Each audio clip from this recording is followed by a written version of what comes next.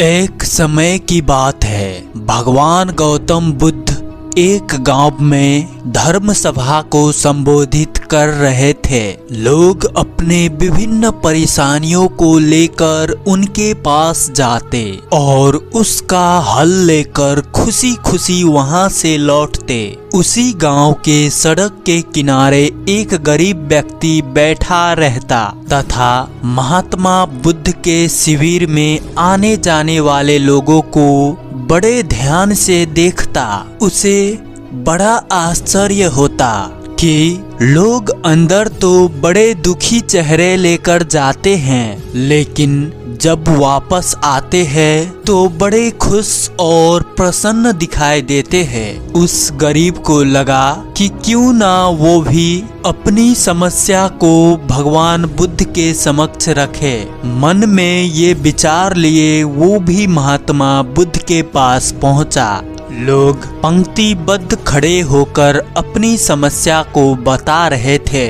जब उसकी बारी आई तो उसने सबसे पहले महात्मा बुद्ध को प्रणाम किया और फिर कहा, भगवान, इस गांव में लगभग सभी लोग खुश और समृद्ध हैं, फिर मैं ही क्यों गरीब हूँ। इस पर उन्होंने मुस्कुराते हुए कहा, तुम गरीब और निर्धन इसलिए हो क्योंकि तुमने आज तक किसी को कुछ दिया ही नहीं। इस पर वो गरीब व्यक्ति बड़ा आश्चर्यचकित हुआ और कहा, भगवान, मेरे पास भला दूसरों को देने के लिए क्या होगा। मेरा तो स्वयं का गुजारा बहुत मुश्किल से हो पाता है। लोगों से भीख मांग मांग कर अपना पेट भरता हूँ, भला मैं किसी को क्या दे सकता हूँ।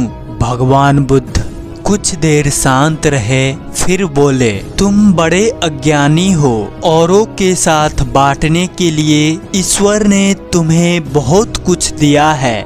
मुस्कुराहट दी है जिससे तुम लोगों में आशा का संचार कर सकते हो। मुख दिया है ताकि लोगों से दो मीठे शब्द बोल सकते हैं, उनकी प्रशंसा कर सकते हो। दो हाथ दिया है, लोगों की मदद कर सकते हो। ईश्वर ने जिसको ये तीन चीजें दी है वो कभी गरीब और निर्धन हो ही नहीं सकता। निर्धनता का विचार आदमी के मन में होता है, ये तो एक भ्रम है, इसे निकाल दो।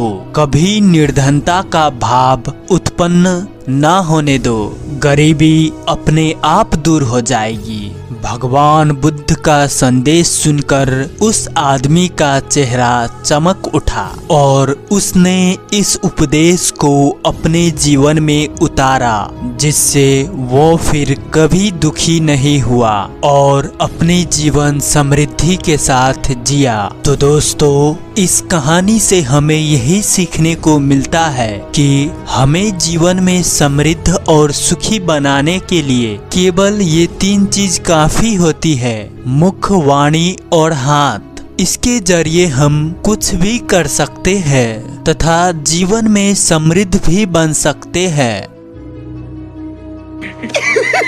पैसा ही पैसा होगा।